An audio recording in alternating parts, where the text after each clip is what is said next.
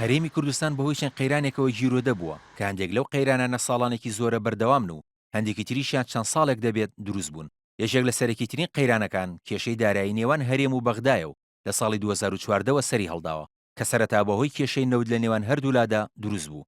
حکوومەتی ناوەند بە شەبوجێی هەرێمی وەک پێویست نەدەنارد و هەندێک جاریش دەیبڕی، دواتریش بەهۆی شەڕی داعش و زیادبوونی خەرجیەکانی عێراق و دابەزینی نرخی نەوت و بەردەوامی کێشەکانی نێوان هەرێم و بەغدا لەسەر دۆسەی نەوت قەیرانەکە زیاتر پەرەیسەند کە ئەوەش کاریگەری لەسەر موچەی فەرمانبەرانی هەرێمیش هەبووە و زیاتر لە ساڵێکە موچەکانیان لە وادەی خۆیان دوا دەکەون و نیگەرانی زۆری فەرمانبەرانی لێکەوتوتەوە.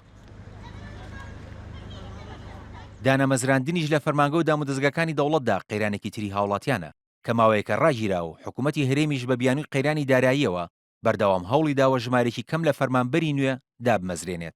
ئەگەرچیش بڕیارێ لە ساڵی 2015دا و لە چوارچێوەی یاسای بودجەی عێراق و بە پێی ڕێژەی لە سەدا حەڤدەی بودجەی هەرێم 7800 پلەی وەزیفی بەر کوردستان بکەوێت، بەڵام ئەندامێکی لیژنەی دارایی لە پەرلەمانی عێراق دەڵێت دامەزراندن بەپی پێویستی فەرمانگەکان و پسپۆڕیان دەبێت و مەرج نییە بەو ژمارە دیاریکراوە پابەند ببن.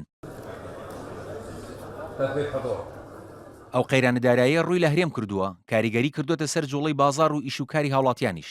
لەو چوارچێوەشدا ئەوانەی قەرزی بچووکیان لە حکوومەت وەرگرتووە داوای کەمکردنەوەی ئەو بڕەپارێ دەکەن کە لیان وەردەگیرێتەوە.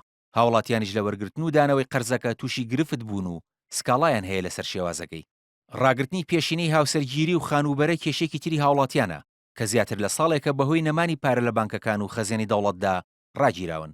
هەروابوونی ژمارێکی زۆر لە ئاوارە لە پارێزگەکانی هەرێمی کوردستاندا کە بە پێی راپۆرتێکی نەتەوەیە گرتووەکان بە زیاتر لە ملیۆنێک و 800,000 کەس دەخەمڵێندرێن لە چەند ڕوویەکەوە بارقورسی لەسەر دانیشتوانی هەرێم دروست کردووە. ئاکامێکی تری قەیرانی دارایی نەمانی پارەیە لە بانکەکان، بە تایبەتی حکومی و بازرگانیەکان. ئەوانش پارەکانیان لە بانکەکاندا داناوە بە پاساوی نەبوونی پارە و نەهاتنی لە بەغداوە توانای ڕاکێشانی پارەکانیان نییە. زۆرێک لەو پرۆژانش کە چەند قۆناغێکیان تەواو بوون ئێستا زۆربەیان ڕاگیراون و چاوەڕێی پارەدارکردنی قۆناغەکانی کۆتایین. کێشەی نەبوونی ئاسایشی خۆراک لە هەرێم و زیادەڕۆیی لەسەر زەوی کشت و کاڵی و کەمی ئاو لە زۆرێک لە نەچەکانی هەرێمی کوردستاندا لەگەڵ قەیرانی کەمی کارەبا کە لە ساڵی 1992 بەردەوامە کۆمەڵی گیر و گرفتی تری سەختی هاوڵاتیان و حکوومەتی ژیان خەمساردا یان وەک پێویست هەوڵ بۆ چارەسەرکردنیان نادات. قەیرانێکی تریش کە چەندین جار سەری هەڵداوە نەمان یان کەمی بەنزینە لە بەنزیخانە حکومیەکان کە لە بنەڕاتدا کوالەتیان خراپە و سەدان ئۆتۆمبیلی هاوڵاتیانی دووچاری کێشە کردووە. بێکوالەتی خۆراک و دەرمان و کەلوپەلەکانیش لە بازاڕەکاندا لەگەڵ زیادەڕۆیی دوکاندار و ناجێگیری نرخی کەلوپەلەکان و بەرزبوونەوەی نرخی دۆلار کۆمەڵی قەیرانی تری هاوڵاتیانن.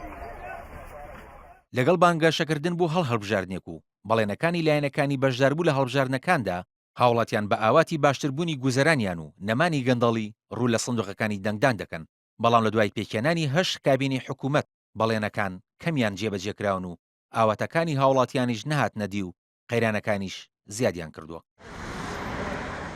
کاروان شێخ موحسین NRT